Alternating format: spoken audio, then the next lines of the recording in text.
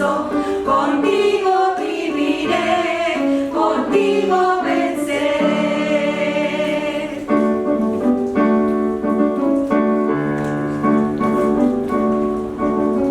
Hoy te quiero agradecer por esa salvación tan grande que me has dado. Hoy victoria tengo ya en Cristo mi Jesús, pues ha resucitado.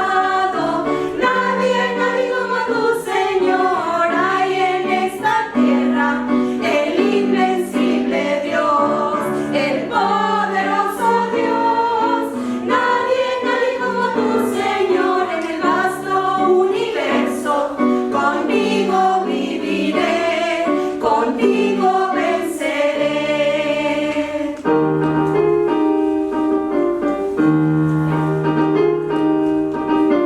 Hoy te quiero alabar, te quiero adorar, pues solo tú eres digno. Hoy te quiero yo decir que te amo, mi Jesús, pues tú eres mi amigo. Nadie como tu Señor hay en esta tierra, el invencible Dios, el poderoso Dios. Nadie como tu Señor en el vasto universo, contigo viviré, contigo venceré.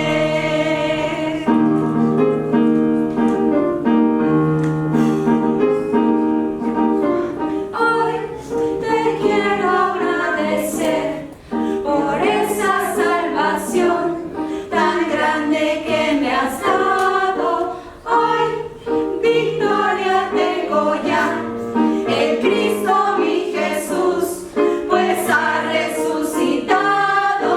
Nadie como tu Señor hay en esta tierra, el invencible Dios, el poderoso Dios.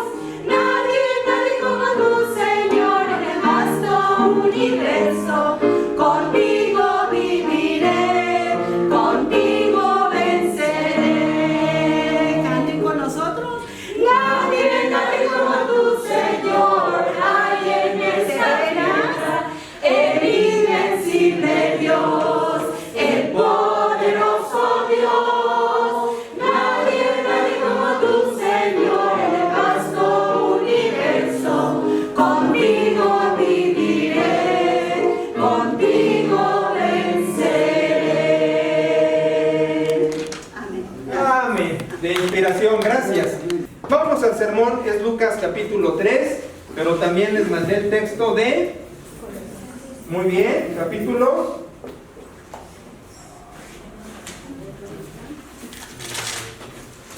Colosenses, ¿qué? Se los mando para que los lean y así yo no me entretengo tanto en el sermón leyendo de vuelta, sino ya digo, la iglesia ya los leyó, entonces ya vamos al asunto que tenemos que ir. ¿Sale, muchachos? Muy bien. Entonces verán ustedes, el nombre formal de nuestra congregación es Iglesia Cristiana Evangélica Bautista Linaje Escogido. Es un nombre muy largo y no nos podemos quejar porque hay gente que también tiene nombre muy largo. Mi hermana en la sangre se llama Juana María Teresa Graciela Valle Ruiz. ¿Por qué hicieron eso? Las anécdotas, ¿no? Que porque la abuela, que porque la tía, que porque la mamá, y todo le ponen. Nosotros no hicimos eso adrede para salvar a nuestros hijos, y así de simple es uno Sergio, la otra Esperanza, y nos dicen, se quebraron la cabeza. Pues hasta eso que no tanto, ¿verdad? Pero, en fin, yo ocultaba el Mario, pero ya pongo Sergio Mario, por un tío, bla, bla, bla, bla, bla, y etcétera. Iglesia Cristiana Evangélica Bautista. Bautista por nuestro origen como resultado de las reformas en Europa, siglo XVII, 1600 por allí, con nuestros principios. Evangélico porque es el momento en que se les da a las denominaciones su acta de nacimiento.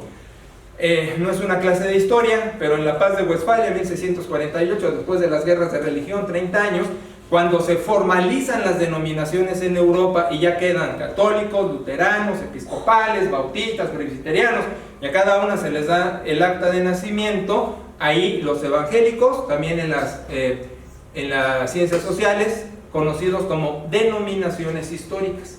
Denominaciones históricas. Después de eso han surgido muchísimos grupos, muchísimos.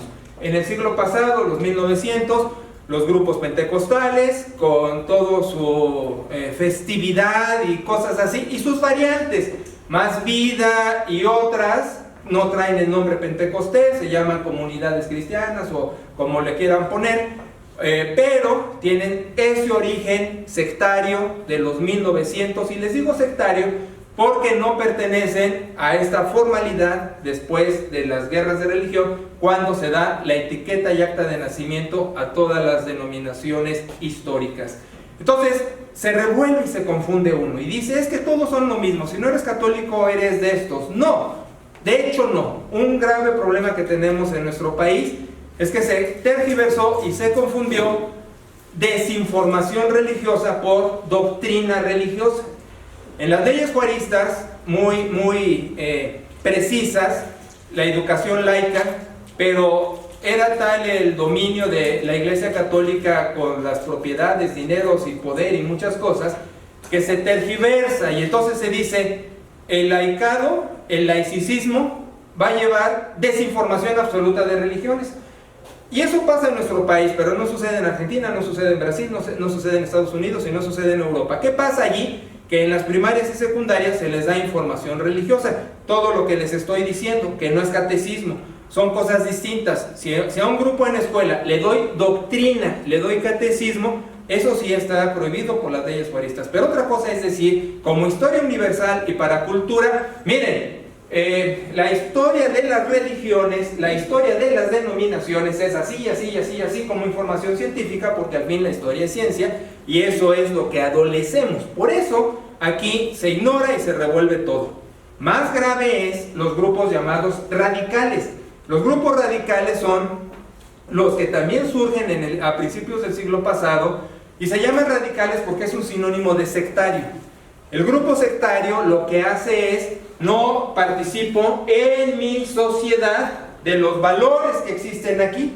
Cosa distinta del cristianismo que dice, yo participo en mi sociedad, pero traigo valores para penetrar a mi sociedad. Los sectarios dicen, no, yo ni siquiera me junto. Hagan de cuenta como en la televisión se decía, síganme los buenos y no me junto con la chusma. Los sectarios es así, los grupos radicales. ¿Cuáles son esos? Testigos de Jehová, mormones, adventistas, que luego, por lo del desconocimiento que existe de la historia, se revuelven y se ponen junto con las denominaciones cristianas. Y entonces es una tergiversación y es un relajo.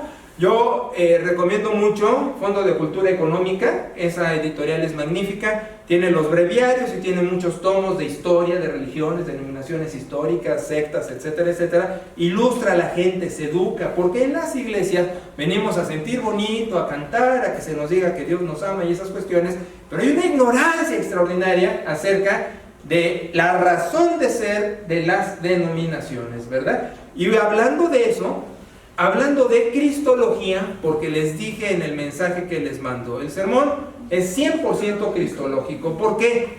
Porque les estoy diciendo, nos llamamos cristianos evangélicos bautistas. Ya expliqué las dos últimas, explico la primera. Nuestra razón de ser es cristocéntrica, es cristológica, y eso es 3000%, por decir una exageración en puntaje para enfatizarlo. Nuestra razón de ser es el Hijo de Dios, es nuestro Señor Jesucristo, y en teología le llamamos el Dios hombre, el Dios hombre. Por ejemplo, hay una tergiversación en las denominaciones bíblicas, no les digo evangélicas, porque evangélica es exclusivo de bautistas, presbiterianos, metodistas, pero se usa es que son evangélicos. No, espérate, evangélicos son estas tres y punto, por la razón histórica que les estoy dando. Bíblicas, pues otras, incluso radicales como pentecostales, pues que agarran la Biblia. Pero no me gusta cómo agarran la Biblia, porque la Biblia se interpreta a sí misma, se interpreta sola, ¿verdad? Y ya cuando vienen con otras ideas o pasajes aislados o sin contexto, o así que lo saco y que profetizo y que revuelvo Antiguo Testamento con Nuevo y esas barbaridades, pues hace mucho daño. Esto es una biblioteca. Como quien entra a una biblioteca, no puede agarrar cualquier libro y leerlo y revolverlo. Tiene que saber qué está leyendo, cuál es su historia, cuál es su geografía, quién lo escribe, para qué lo escribe, hacer interpretación. Se llama exégesis. Y al hacer eso puedo sacar verdades y puedo dárselas a la gente. Y la gente ya crece alimentada con esas verdades. Entonces les estaba diciendo, una tergiversación que hay en nuestras denominaciones es esta. María no fue la madre de Dios, porque se dice, fue la madre de Jesús. Y yo corrijo, pero noten los verbos de estado. María sí fue la madre de Dios. No digo es. ¿Notan la diferencia? Es que hay una herejía cuando alguien dice, no, es imposible que María haya sido la madre de Dios. Adivinen qué está pasando. ¿Qué pasó con Jesús? No lo recuerdo, o sea, le quita su ¿No fue? identidad, no fue hijo de Dios. ¿No fue Dios? ¿Están conmigo? Voy a hacerle así como un pastor Pente. ¿Están conmigo? Cuando digo María no fue la madre de Dios, estoy diciendo Jesús No es Dios. no fue Dios. En un momento no fue Dios. Y eso se tiene que corregir. Desde que el Espíritu Santo preñó a María, desde esa celulita, ahí estaba el Dios hombre, allí. Cuando fue embrioncito, cuando fue fetito, cuando nació y era bebé, nace el Dios hombre. Jesús nunca dejó de ser Dios y no tiene dos mitades, la mitad humana y la mitad divina. Es todo Él, el Dios hombre. Digo, María fue, quiere decir que cuando vivía María, tuvo a Jesús, que era el Hijo de Dios, el Dios hombre, y nunca dejó la deidad ni la humanidad, siempre anduvo con Él. Cuando María muere, que no asciende al cielo, las Escrituras jamás mencionan eso. El último registro de María que hay en la Biblia es en el libro de Hechos, cuando lo que hace es estar en el aposento alto, en los servicios de oración con los apóstoles y con los discípulos. Y San se acabó. No vuelve a ser mencionada. En la historia de las formas de la exégesis, después decimos, María le ayuda a Lucas a hacer su evangelio, le pasa tips y muchas cosas extras, pero no como parte de la revelación bíblica, sino como parte de la historia. María, después de que nace Jesucristo, el Dios hombre, hace vida marital con José y tiene hijos, y ya su virginidad terminada con el nacimiento de Jesucristo, ya hace vida conyugal con su esposo y tiene otros hijos que son los medios hermanos de Jesús, porque son los hijos de José y de María. Entonces María muere, y al morir María está esperando también la resurrección como cualquiera de los cristianos. No está intercediendo, no tiene un lugar como se quiso hacer en el Concilio Vaticano II en 1962, de darle un lugar en la Trinidad, ¿no? Y qué bueno que los jesuitas muy inteligentes rebatieron eso. No es posible, no es trinitaria. María no ocupa un lugar con la divinidad.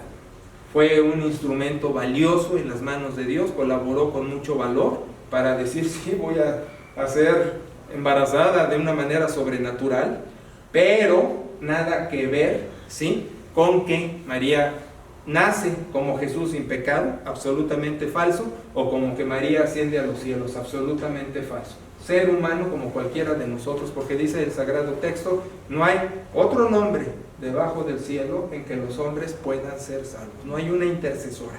La gente dice, pero es que es su mamá. Espérate, cálmate. Ella, como humano, murió y está esperando la resurrección.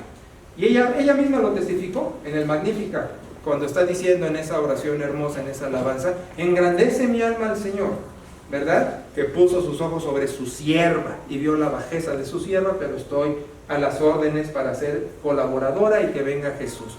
Dejando a un lado eso, entonces, siempre fue Dios y siempre fue hombre. Ni siquiera puedo decir yo dos naturalezas, porque así se maneja en doctrina. Es todo Dios y es todo hombre. Grupos sectarios, mormones, testigos de Jehová, etcétera, luchan con eso. luchan con eso. Grupos sectarios como los mormones que dicen, ya se ha corregido eso, pero la poligamia era factor para su salvación. Piensen en eso nomás. Y hubo problemas fuertes, civiles, a raíz de eso. Y todavía hasta hace poco una familia en el norte es perseguida por raíces mormonas, etcétera, que no viene al caso comentar. Pero los Testigos de Jehová también tienen muy particularmente un énfasis obcecado en admitir a Jesús estilo profeta, estilo siervo, estilo iluminado, pero no hijo de Dios. Y ahorita lo que estamos viendo en este pasaje de Lucas, como el bautizo de Jesús que dice el subtítulo, vino una serie de herejías a lo largo de la historia cuando se dijo, el Espíritu Santo cuando llega a Jesús, entonces adquiere la divinidad. Vamos, no era Dios hasta su bautizo, que viene el Espíritu, y ahí ya tiene la parte divina. Eso en la historia se llama adopcionismo, y es una herejía. Ahora, igual nosotros no podemos, yo hace rato mencioné la palabra Trinidad, es resultado de los concilios dentro de la historia. A mí no me gusta usarla, porque da la idea de tres dioses. Ahora, entiéndanme bien, no puedo explicarles algo que la Escritura no explica. Lo que sí puedo decirles es la fórmula que está pasando en el bautizo. El Padre está en el cielo, el Hijo está en la tierra, y el Espíritu Santo desciende corporalmente como paloma. Ahora, díganme ustedes, explícalo. Mi respuesta es simple.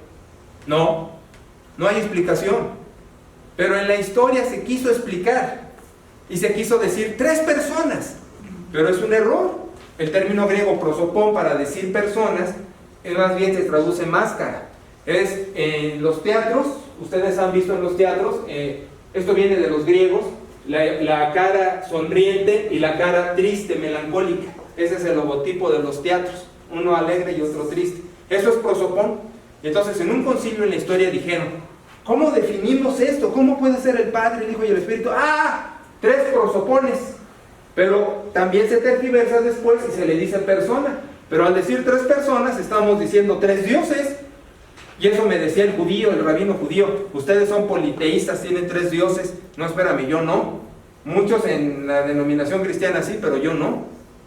Yo no niego jamás que el Padre es, y que el Hijo estuvo y que ascendió a los cielos, y que el Espíritu Santo es, pero no me atrevo a ponerle persona porque yo sé que no es eso, sino es un Dios que tuvo la capacidad de estar en el cielo mientras estaba en la tierra y desciende como paloma, pero no se explica, no hay explicación alguna porque la Escritura no la da. Entonces le decimos en teología, son los hoyos que hay en las paredes donde se esconden los ratones. Ahí nos escondemos los teólogos. Misterio. Es un misterio.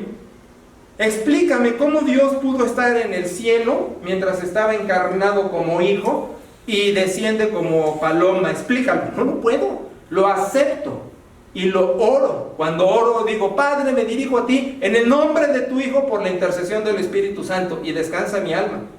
No necesito explicarlo, el apóstol Pablo nunca lo explica, ningún discípulo lo explica, y refiero a Pablo porque era el inteligente, era el intelectual. Nadie lo explica, lo vivimos, lo disfrutamos. ¿Cuántos dioses vamos a ver en el cielo? Uno. Y ahí entenderemos cómo pudo estar en el cielo mientras estaba aquí para ser crucificado y desciende como paloma. Ahí nos va a decir y tendremos ya la neurona espiritual suficiente para poderlo entender. Ha habido muchos ejemplos también en la historia, También se ha querido explicar que es como el agua, que vapor, líquido, gas, que es como un padre, que es esposo, que es hijo. Todo eso en la historia son herejías. No hay manera alguna de explicarlo. El creyente solo por la palabrita que tiene 2 letras, fe, lo acepta.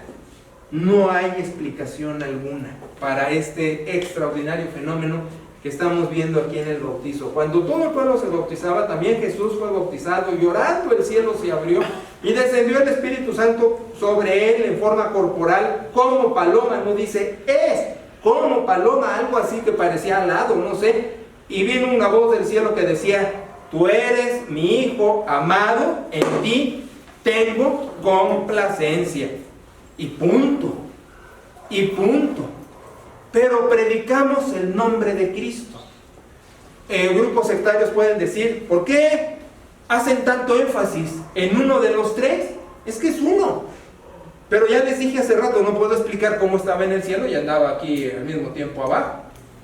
Quizás algún esposo o novio puede decir eso de su esposa o novia, que no puede entender cómo puede estar en el teléfono y puede estar hablándolo, regañándolo, y puede estar al pendiente de otra cosa.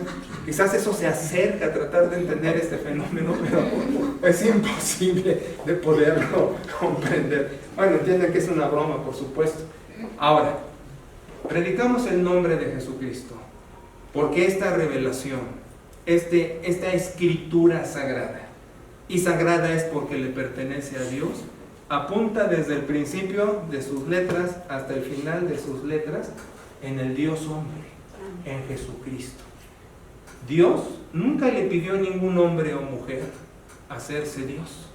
Eso es un misticismo medieval, se llama escolástica, que es lo que nutre la fe católica. Se mezcla neoplatonismo, se mezcla superstición y se mezcla cristianismo.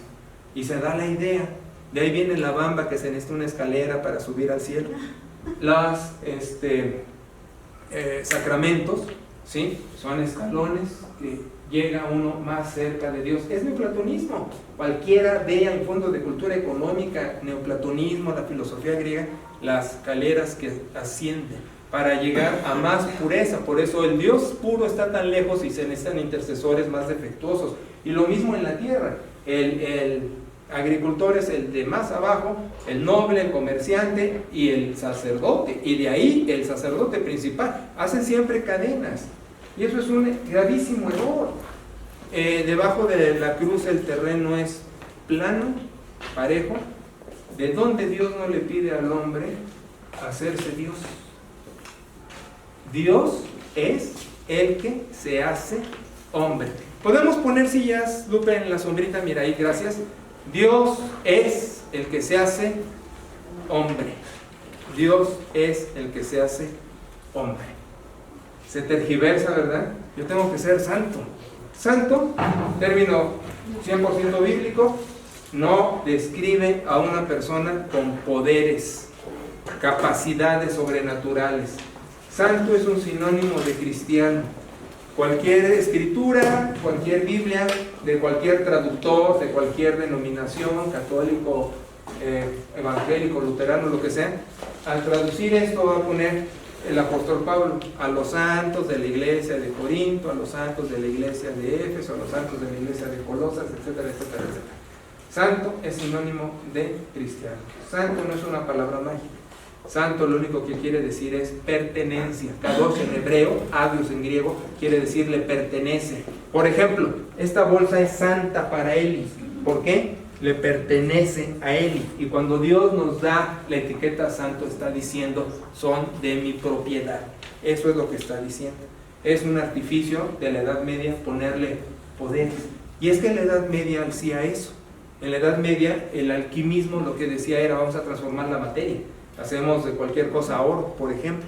Entonces las fórmulas mágicas, las palabras sobrenaturales, en la misa la transubstanciación, el opus quién sabe qué tanto, la transubstanciación, la hostia se hace el cuerpo de Cristo. Eso es una herejía. No puede una galleta ser Cristo. Pero es el medievo, la escolástica, las palabras mágicas, el abracadabra que se convierte en las cosas en otra cosa por el poder. Entonces, todas esas son anomalías. Hice una tesis yo, hermanos, de posgrado de superstición. La gente hoy día está supersticiosa, como cuando andaban los dinosaurios, ¿sí?, que relampagueaba y adoraban al Dios que relampagueaba porque desconocían. Igual sobre cosas de fe. Como no hay ciencia en las gentes que llegan a las iglesias, ¿sí?, confunden gimnasia con magnesia. Y por superstición, entonces, como bien dice un refrán, el que no conoce a Dios, a cualquier barbón se le hinca, se le para bien enfrente y le dice de cosas y le cree. Por eso en las iglesias reformadas decimos: ten la escritura. Aquí el chiste es que tú leas la escritura, que tú trabajes la escritura, que tú te des cuenta de lo que está diciendo la escritura. Yo no puedo manipularlos porque ustedes ven lo que está diciendo la Escritura. Ustedes podrían decirme, oye, estás diciendo una barbaridad. Todo lo que he venido diciendo solo es sacudir el polvo en la historia de las creencias para decirles, esta es nuestra fe. Como hace un rato ponía el ejemplo de María, en griego es Theotokos. Fue la madre del Dios hombre. No es intercesora, no está viva. Pero cuando estuvo, ¿sí? Jesús, desde que estaba así hasta que tuvo 30 años, Dios hombre. 100% Dios, 100% hombre. ¿Cómo puedo explicar eso? No lo puedo explicar. ¿Cómo es que estaba en el cielo y está aquí Jesús y desciende como espíritu, como paloma? No puedo explicarlo. Cuando Jesús se está despidiendo de sus discípulos y les dice, ya me voy, no estén tristes, pero viene el Paráclito. Y se queda uno así y lo traducen Consolador. Paráclito, el que va a estar a su lado, el compañero. Yo lo hubiera traducido mejor el compañero, el acompañante. Dices como yo. Cuando Jesús dijo el Padre y yo, dice en griego, una sola cosa somos. Una sola cosa somos. Dios en Cristo. El fenómeno más extraordinario que pudo haberse suscitado en la historia de la vida, por ponerle etiqueta, ¿verdad? Dios haciéndose presente en un ser humano. Y eso es lo que va a decir el siguiente texto. Me fascina lo que dice Colosenses. Y estoy puntualizando esto porque estamos compartiendo el Evangelio, porque estamos hablándole a otros de Cristo.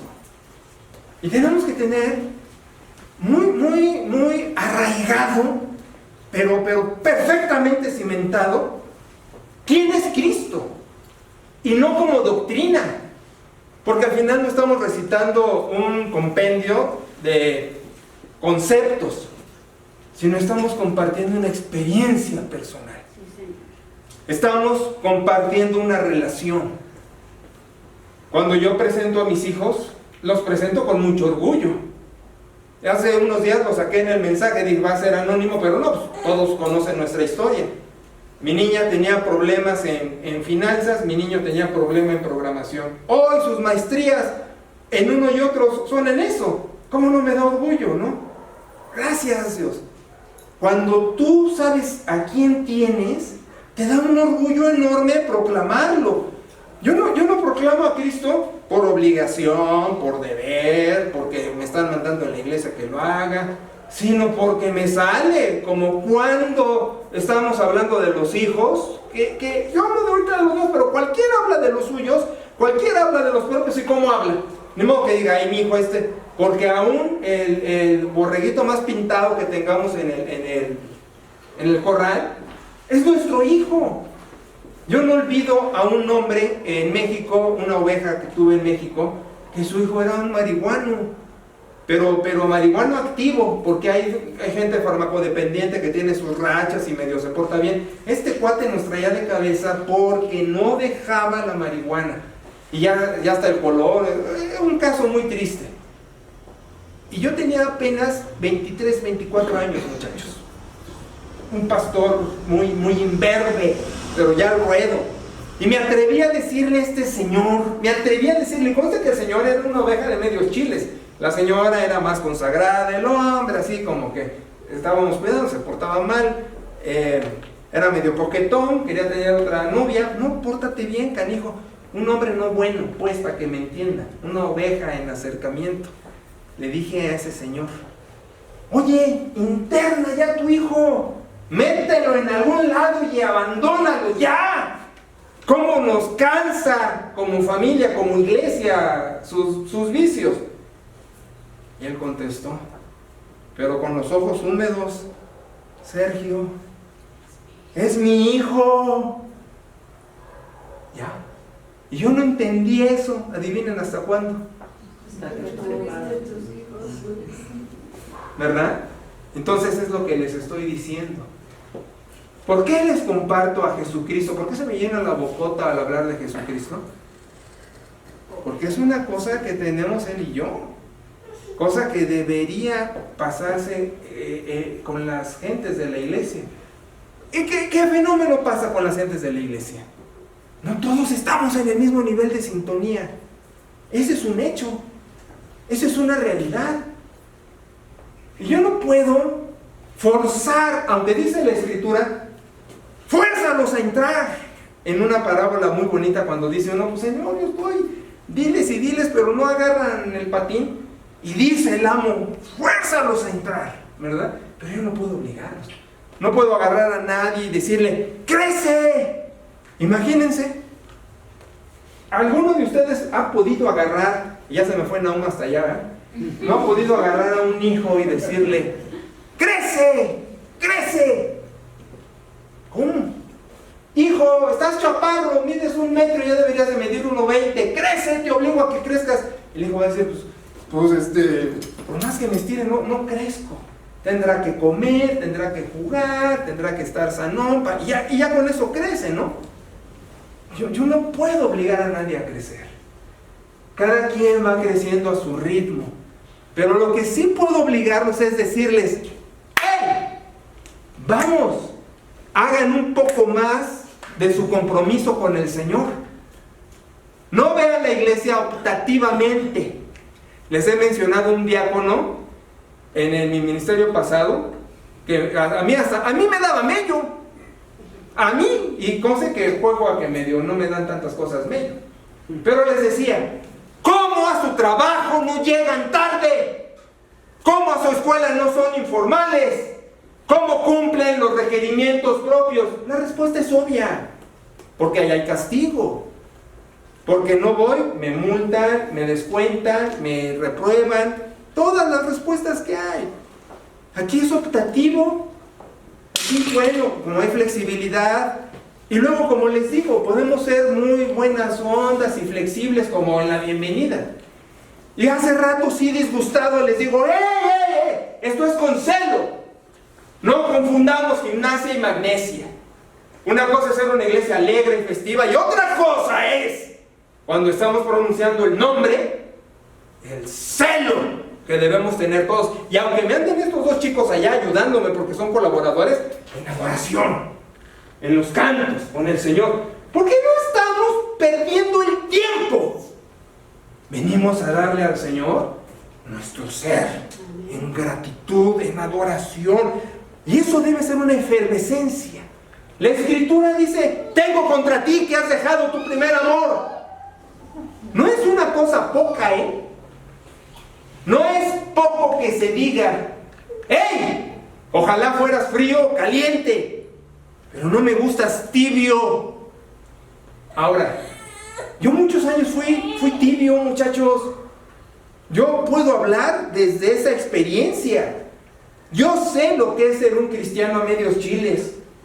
Perfectamente sé cuando entra Cristo al corazón y uno se enamora y siente esa pasión. Y después, un entibiamiento, un enfriamiento, un rutinamiento, si lo puedo decir así. Y lo peor, que los cuates, que las cuatas, que estas distracciones. Y el Señor, es que es muy fácil. ¿Cuánto tiempo estamos concentrados en la cosa espiritual? Míranlo. Es tan poco tiempo. ¿Y cuánto tiempo estamos más absortos en otras cosas, en otros asuntos, con otras personas? Mucho más. Es mucho más fácil ser inducidos al otro. Por eso esto es, ¡hey! Tu primer amor, el Señor. ¿Quién es Jesucristo? No es una doctrina. No es un espacio que vienes a divertirte un rato. ¡Ah, qué cantos bonitos!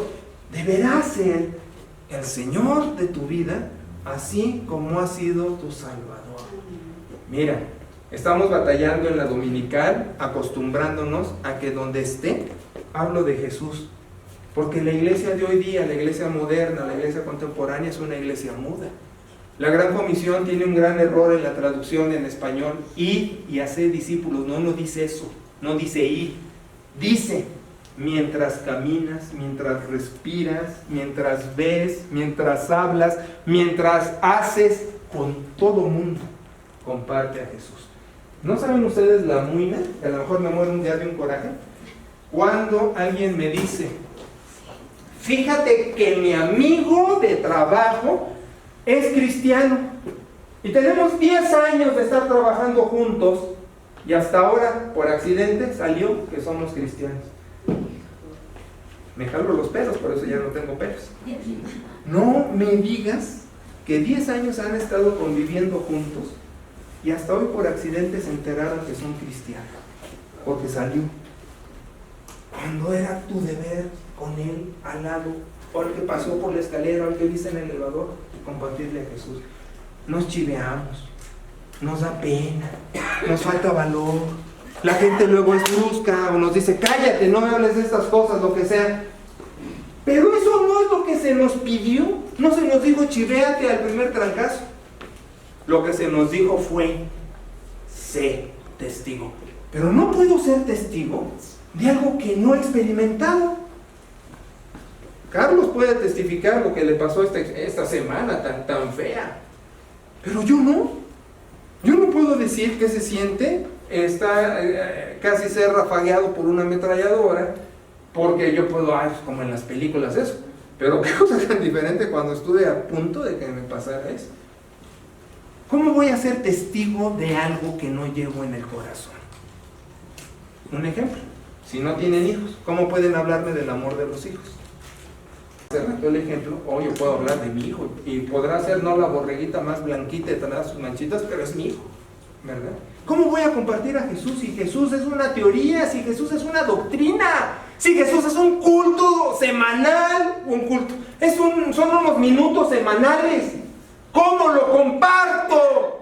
Pues no tienes que compartir. No tienes que compartir, porque estás más frío que el beso de una suegra enojada. ¿Cómo vas a compartir a Jesús? Jesús no es nadie. No, espérate, Jesús es mi Salvador, porque lo aprendiste en la dominical. Jesús es el Señor, porque lo recitas como recitar un poema. Yo no te vengo a decir doctrina, yo te vengo a decir, tengo un precioso amigo que le puedo decir Salvador, le puedo decir Señor, le puedo decir Jebús, jugando, bromeando con él, le puedo decir como se me antoje, porque es mi amigo. Y porque hace unos minutos todavía estábamos platicando y jugando y yo diciéndole de cosas y él entendiendo yo que me decía otras. Bueno, en el texto de Colosenses está diciendo en el capítulo 1, en el versículo 15, Él es la imagen del Dios invisible. Él es la imagen del Dios invisible. En el prólogo de Juan dice, el verbo, el logos, se hace carne. Y vimos su gloria. Gloria como la del unigénito del Padre, lleno de gracia y de verdad. Y este texto está diciendo, Él es el reflejo. La palabra imagen es lo que está diciendo. Reflejo. Ahí está mi reflejo. Sí, ese es Sergio. Ajá, dice Colosenses. Jesucristo es el reflejo de Dios. Su imagen. ¿Quieres conocer a Dios? ¿Quieres ver la fotografía de Dios? En Jesucristo. Es lo que está diciendo. Ahora, no se confundan cuando habla el primogénito de toda creación. No está diciendo que fue el primero que fue creado. No es eso. Está diciendo el primero en resucitar para no morir de vuelta. Porque hubo muchas resucitaciones en la vida religiosa. La más famosa, Lázaro, ¿sí? Que se levantó y andó. ¿Se saben el chiste? Entonces ahí lo dejo nomás. Pero volvió a morir. Qué cosa más fea, ¿no? Me resucitan y para volver a morir. Nuestro Salvador resucitó para no volver a morir jamás. Por eso asciende a los cielos corporalmente, así dice el libro de los Hechos. Como lo ven subir, así lo van a volver a ver manifestarse. Él es el reflejo de Dios. Ahora, dice, ¿por qué no fue el primero en ser creado? Porque Él era Dios. Continúa el texto. Porque en Él fueron creadas todas las cosas, las que hay en los cielos, las que hay en la tierra, las que puedes ver y las que no puedes ver, sean tronos, sean dominios, sean príncipes, sean poderes. Todo fue creado por medio de Él y para Él. ¿Han leído en el Génesis cuando dice, y dijo Dios, Vayejí Adonai, y decía Dios,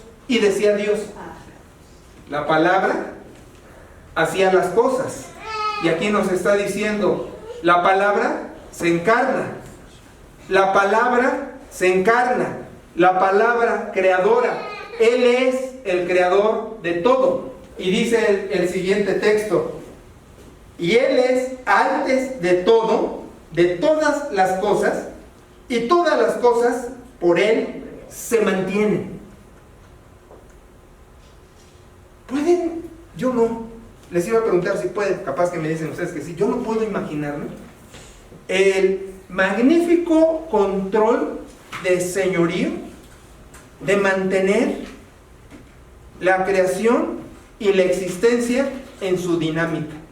Los científicos quiebran el coco y hacen descubrimientos y todo, y el Señor Jesucristo manteniendo todo perfectamente controlado. Hay juegos que pueden ilustrar eso, juegos que juegan con la inercia, con los movimientos y que son sin fines y que están haciendo cositas, incluso hasta las fichas de dominó, cuando las pone uno así y hace figuritas y las tira y hace esa suerte curiosa.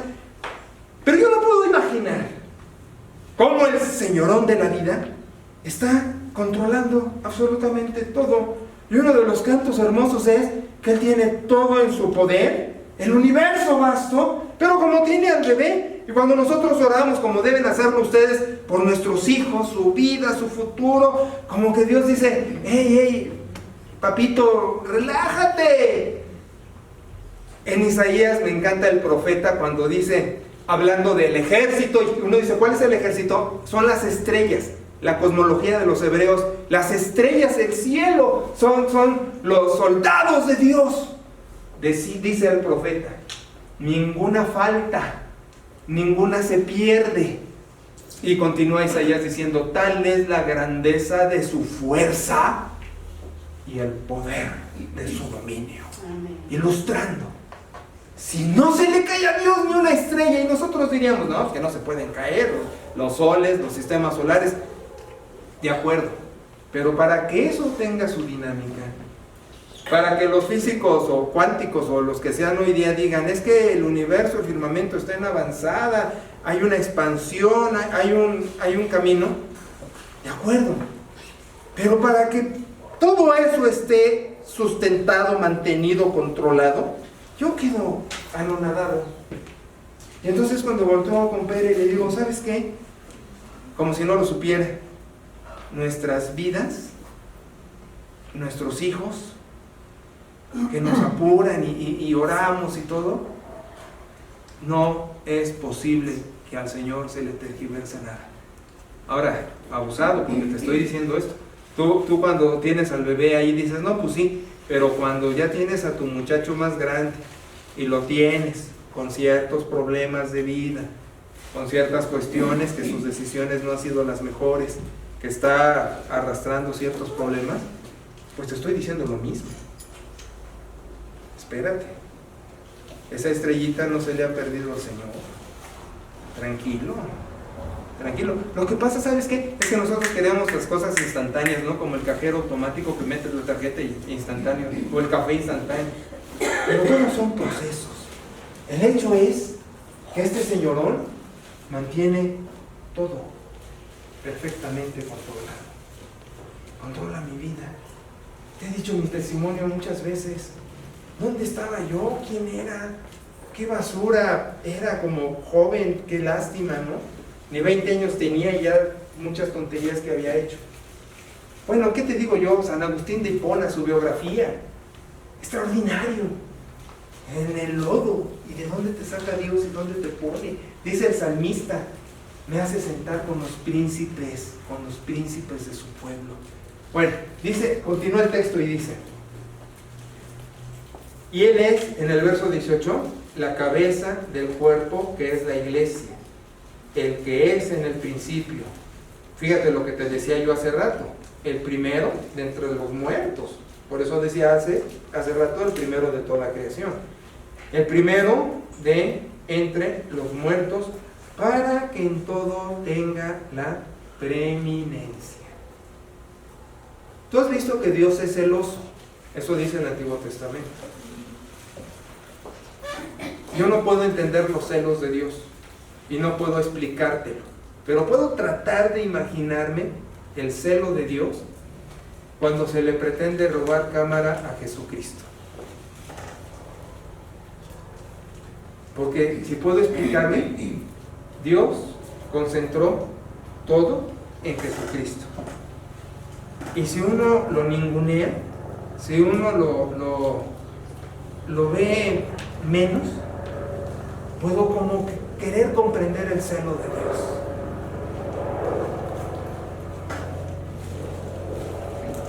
Dice el 19, por cuanto agradó al Padre que en él habitara toda plenitud. Ok, Jesucristo es Señor, Jesucristo sustenta y mantiene todas las cosas, es el Dios hombre, maravilloso. Él es la cabeza de la iglesia, sí Señor. De la iglesia depende de Él absolutamente, sí Señor. Pero viene lo mejor de lo mejor. Te podría decir con todo lo anterior, y no es que lo diga, no me malentiendas. Te podría decir con todo lo que ya dije, ¡qué bueno! ¡Está bien! Hay que se quede. Pero no digo eso, por supuesto. Pero con lo que viene, digo, no, espérate, esto lo agarro. Dice, en el 20 en adelante, y por medio de él reconciliar consigo todas las cosas, las que están en la tierra como en los cielos, haciendo la paz mediante la sangre de su cruz. Y tú también, que en otro tiempo eras un extraño y un enemigo, haciendo una mala vida, ahora te ha reconciliado en su cuerpo de carne, por medio de la muerte, para presentarte santo y sin mancha e irreprensible delante de él. Continúa el texto, si eres constante, si no fue esto una llamarada de petarte, si es una realidad en tu vida. Yo muchas veces me pregunté, ¿la salvación se pierde? ¿Se puede perder la salvación? Ahora contesto, más bien nunca la obtuve. Y por eso vivía medios chiles, ¿no? Lo que sí puede pasar es un enfriamiento muy feo cuando no valoro esta relación ni esta persona. Hace rato se preguntaba en la clase, ¿qué es amar a Dios? ¿Cómo es amar a Dios? Y la respuesta es muy simple, es tan práctica como, ¿a quién amas en esta tierra? ¿A quién amas? ¿Pareja? ¿Hijos? ¿A quién has amado? ¿Qué sientes? ¿Cómo vives respecto a esa relación? Pues nada más enfócala para Dios. Es eso, es lo mismo. Es lo mismo.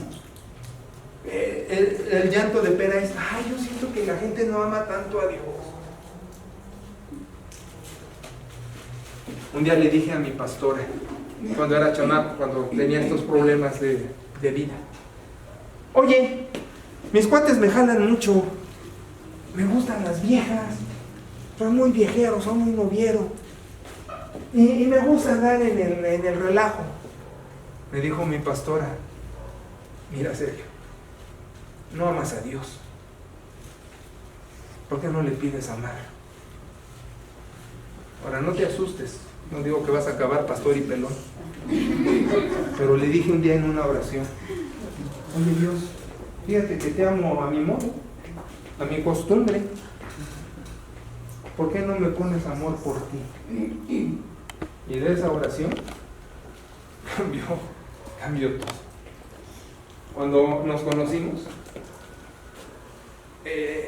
dijo que vio ciertas cualidades, el amor es ciego, pero una que le llamó la atención, este tipo ama a Dios. ¿Cómo lo veía? Porque yo llegué a ese mundo para servir a Dios, llegaba con las secuelas de mi vida anterior, pero ¿cómo que habrá visto que tan pequeño en la fe, después de un mundo de años de crecimiento en el pastorado, dijo, este tipo ama a Dios? Y todavía hace poco, una gente en mi ministerio pasado dijo, no maestro, amas a Dios. ¿Qué verán? Ahora no te estoy diciendo como el fariseo de Lucas 18, mira cómo soy yo. No te estoy diciendo eso, porque yo soy el primero que te tiene que decir de qué lodo me saca Dios, pero lo que te estoy diciendo es que me pega mucho lo que está diciendo aquí, cuando está diciendo, y Dios se hace carne por ti. ¿Cuántas veces lo has oído? Es un mensaje muy trillado. Cada vez lo oímos, sí, Dios murió por mí. ¿Cuántas veces? Pero ¿cuántas veces lo sopesas tanto que pegue en el corazón y rebote internamente? Vamos, la expresión como una bala pegando en todos lados. Que te esté pegando eso por todos lados y que sientas esa molestia se la tomó por mí. Y dice, para reconciliarte. Muchachos, cuando estoy predicando a Cristo, le estoy diciendo a la gente, Él es el que me metió al cielo. Aquí lo acabamos de leer. Él es el que me metió al cielo. Yo no hubiera podido entrar ni con soborno ni con nada. Dice, en su cuerpo de muerte para presentarte sin mancha, irreprensible, delante de Dios. Yo lo grito a los cuatro vientos, soy cristiano por conveniencia. Se entiende mal. Eres cristiano por conveniencia, vienes, no tienes un problema y oras para que Dios te ayude. Yo no me refiero a eso. Yo me refiero a cristiano por conveniencia, porque me dice allí, aquí, me está diciendo, yo te presento delante de Dios sin ningún defecto. Hablando de amor, si ella puede ver cualidades que estoy diciendo, el amor es ciego, ¿cómo es posible que vea cualidades donde yo veo mucho defecto? Ahora imagínate lo que está diciendo este texto. Ayúdame, porque ahorita no tengo nada. Este es Sergio. Este es Cristo. La gloria. Llego y me dice, es que no es posible que lo diga. No es posible que lo diga. Le grita al universo entero, viene alguien perfecto, pasa hijo, pasa, santo y sin mancha delante de Él. Es increíble, gracias mi amor, es increíble. Entiende lo que te digo, no es una doctrina, debe de ser tu experiencia, no fría de los años que lo has oído tanto, tan acostumbrado, sino esa preciosa realidad. Desde el día que creíste, desde el día que dije, sí Señor, soy pecador, ven, entra a mi corazón, necesito que me salves. Y Dios dice, se hace efecto el Evangelio, entro a tu vida, te salvo, te agarro, no te suelto jamás, vivo mis vicisitudes de vida, tengo mis problemas, mis tropiezos, lo que sea, pero ya te llevo en el corazón. Y entonces a la hora de mi muerte, dice, con mi pera, con mis hijos, con mis padres, con mis enemigos, ya reconciliado, porque hay absoluta reconciliación. Por eso se llama cielo, porque no puede haber pecado, porque no puede haber enfermedad, porque no puede haber muerte, porque no puede haber transgresión. Un estado perfecto. Hace cuenta un culto. Si a ti te cuesta trabajo el culto, vas a sufrir en el cielo. Porque haz de cuenta un culto con tus amados, con tus amigos, con todos, en un estado perfecto. Híjole, es increíble. Y para siempre. Para que me despedí de mi hija, le dije, hija, haz tu vida, sal adelante corazón, ya nos veremos por foto o nos veremos en días ocasionales, pero eso es temporal, mi vida. Porque la eternidad se llama eternidad por eso, corazón, porque siempre hemos sido un muégano, tu madre, tu hermano, tú, la nuera, el que llegue como yerno, mis padres, sus padres, nuestros hermanos, con mis hermanos, tantos problemas de vida, de tantas cosas, pero tienen a Cristo en su corazón y en el cielo, hermanos, al fin podemos estar perfectamente reconciliados y todo, porque el Dios hombre tuvo la puntada de venir, de encarnarse y de decir, lo hago por ti. Amén. Para presentarte santo y sin mancha. Y todo lo que te dije, de que no puedo explicar cómo es que es Padre, es Hijo y es Espíritu Santo, todo lo que te dije, de que siempre ha sido Dios hombre, que todo eso es hermoso, se queda opacado con lo que te estoy diciendo ahorita. Jesucristo es mi Salvador. Amén. Y es el Salvador de todo aquel que le dice, creo. Amén. Entra en mi corazón. Y yo te invito a esa decisión. Pero también te invito a una segunda decisión, a que le digas, eres tanto Dios como para andar a medios chiles.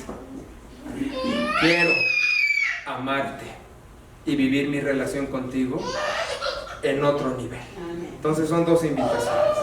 La primera, le dices a Cristo que entre a tu corazón. ¿Quieres que sea tu Salvador?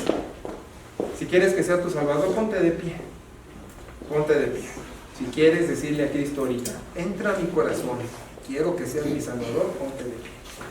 Y la segunda invitación, si le quieres decir, y quiero amarte más, quiero esa relación que tengo contigo, explotarla al 100, disfrutarte, vivir contigo, apreciarte y enamorarme de ti, Señor. ¿Se lo quieres decir? Ponte de pie y vamos a orar.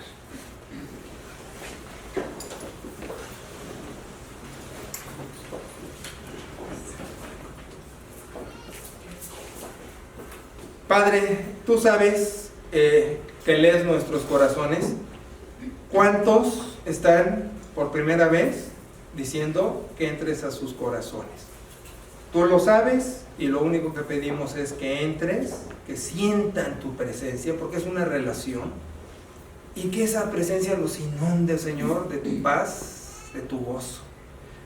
La otra, tú conoces quienes están de pie, diciéndote un enamoramiento, un acercamiento más profundo, una valorización de esta relación que se tiene contigo.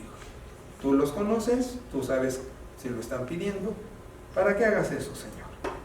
Pero aquí el chiste es, en Cristo, estar enamorados de tu Hijo, caminar con Él, proclamarlo y que se nos llene el alma, la vida, la boca, pronunciar ese nombre y compartir esa experiencia hermosa.